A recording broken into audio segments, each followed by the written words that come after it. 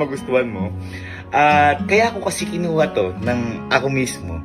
Dahil gusto ko, dahil special sa kanya to, ito ang unang-una niya parang award na merong resibo o may trophy sa platform. Gusto ko surpresahin ko siya ng may konting twist. Ayan. Kaya ngayon, nagpaplano na kami. Actually, nakakontak na ako sa mga pupuntahan namin para sa surpresa ko para sa kanya. Kaya love, congratulations sa'yo.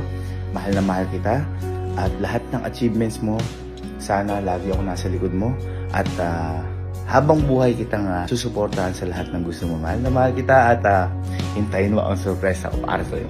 Happy 100K, love! Love you! Len, eka, surprise natin Ate Elma mo. Bakit?